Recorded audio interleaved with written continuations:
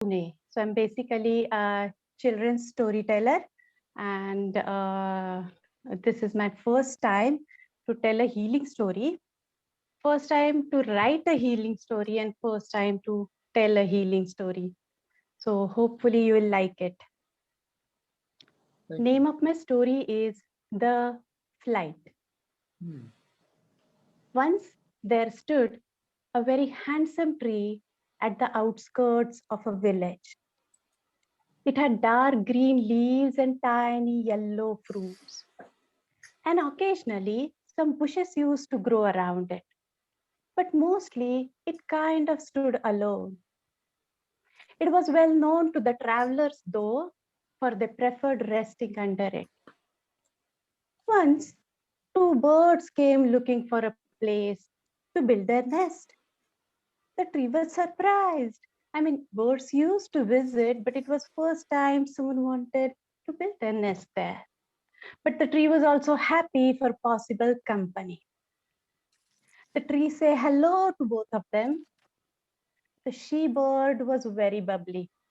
She at once started speaking with the tree.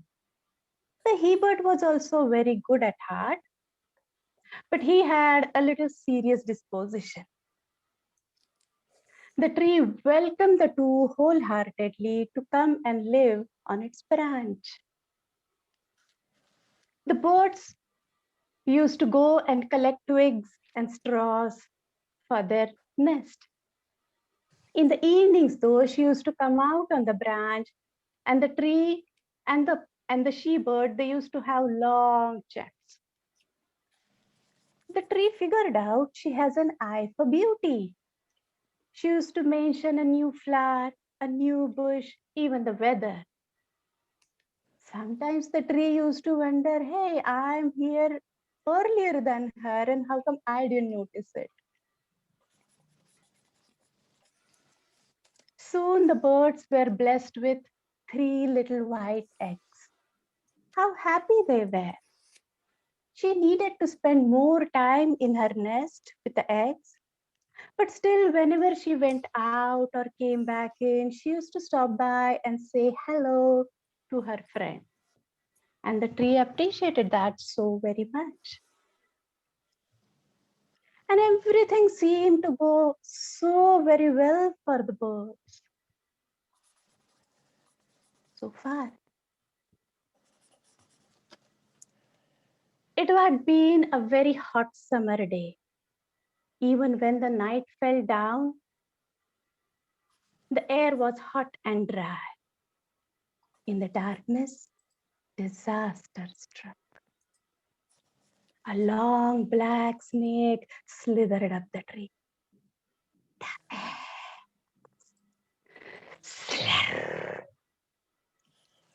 The tree shivered. Wake up! Wake up! When the birds sensed it, they threw themselves onto the snake, their bodies all tightened like arrows. They pecked the snake all over. There was a fierce battle between the birds and the snake. And the birds did put up a brave fight. And thanks to that, they prevented the snake from going any further up. But in all that chaos, one egg fell off the nest, and the he bird, well, he lost his life. It was a devastating morning for her. She sat in her nest and cried for the whole day. The tree could hear her, but also was aware she needed her own time. The tree didn't call her out. But one day passed, 2 days passed, a week passed. The crying had stopped now, but she wouldn't come out. What is she doing? And sometimes we wanted to, but time does not stop. The monsoon hit and there was chirping in the nest. The little ones had arrived. Her physical wounds were just about getting healed. She had to get up. She had to wipe her tears, get up and take charge. She knew it was all up to her, her responsibility. And that's how, yet again, suddenly, her life changed. Cleaning the nest, feeding the babies, going out again and again to get food, water. And while she was away, the thought at the back of her mind, are they safe? At night, she used to toss and turn in bed. And all this started taking toll on her. The demands of the little ones were constant and huge. Sometimes the days used to get filled with her angry and agitated voice. Don't do this. Keep that back. I said no. The tree wondered.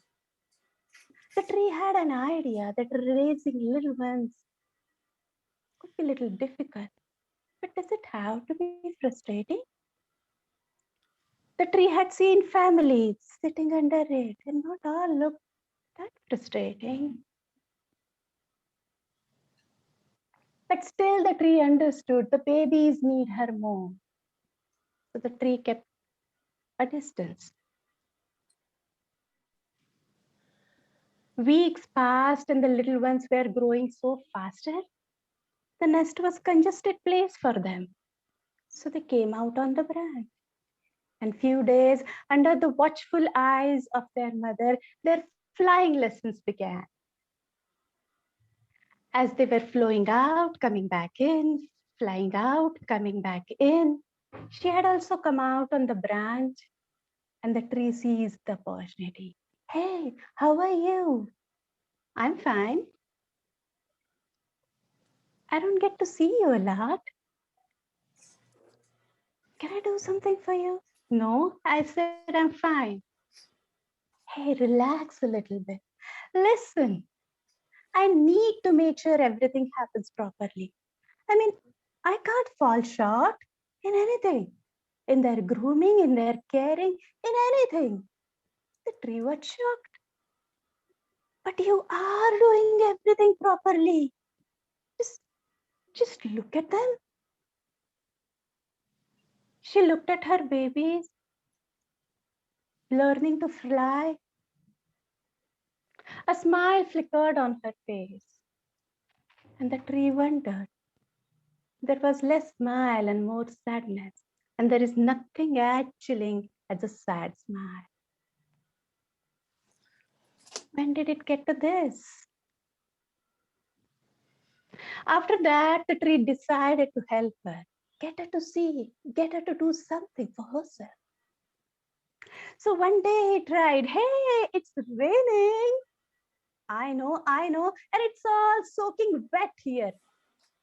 Get aside. Uh-oh, that didn't work. Another time he tried, hey, there's a new bush that has come up. Purple flowers. Will you come to see? Yeah, sure. I'll drop in someday. From inside the nest only she used to reply these things the tree couldn't do much.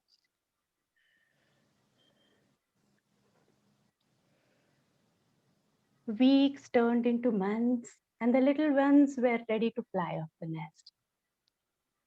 And she took it upon herself yet again, got busy yet again, making sure they had taken everything, making sure they had packed everything properly, and oh yes, the reminders to remember.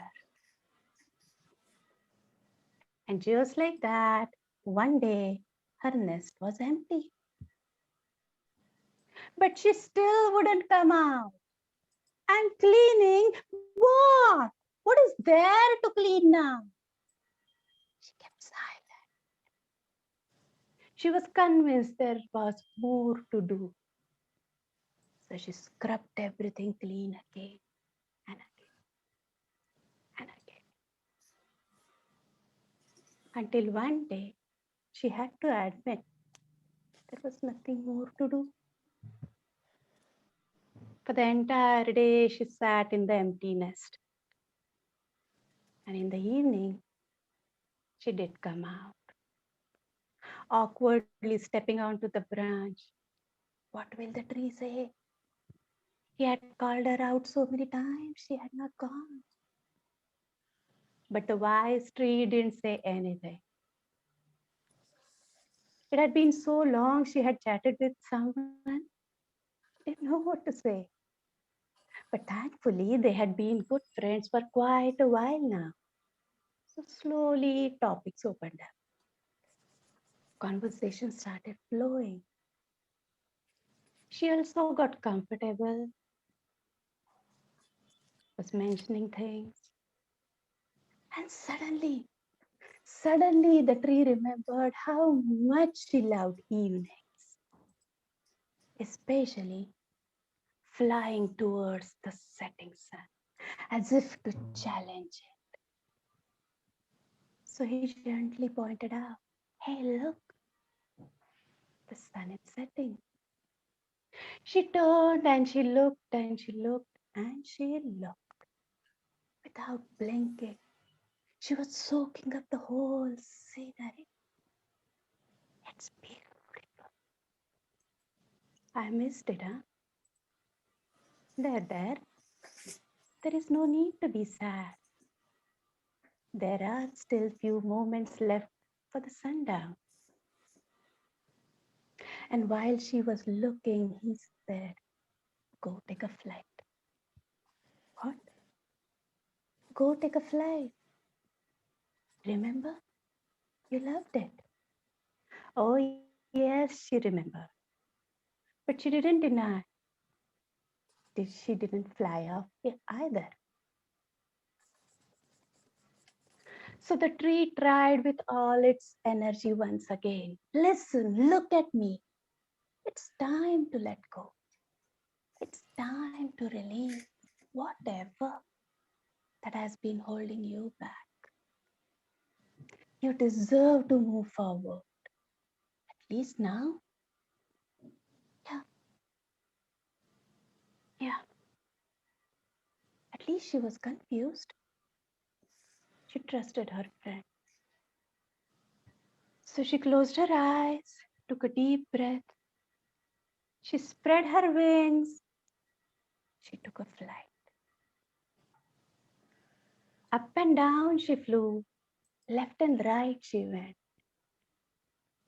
She started flying towards the setting sun, as if she was one with it. Something started flowing in her body. The ache in her heart started loosening up. And in that moment, it dawned on her that she was stuck for so long. Tears started rolling down her eyes as she was flying, looking at the sky, wherein so many colors were generously thrown. The tree was looking at his friend flying at a distance. I was so happy for her. She wasn't flying to get the food. She wasn't flying to fetch water. She was flying for herself. It was a tiny step. It was a small beginning, but that in itself was liberating. Thank you for listening to my story, The Flight. Thank you.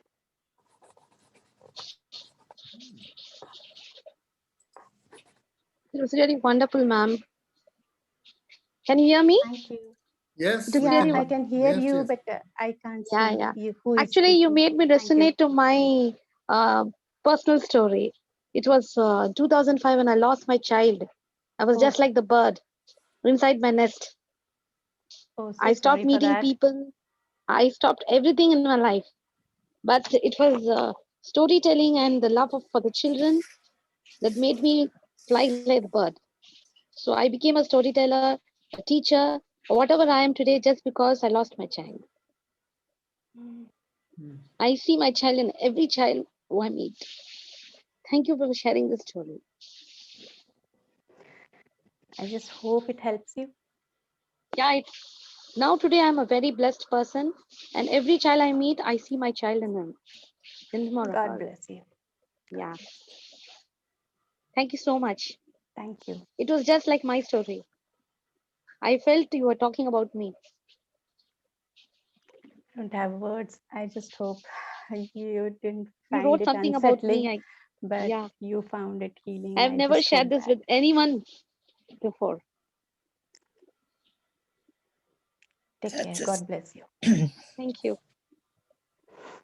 As if it was it was like a household story about so many women, so many people in their lives.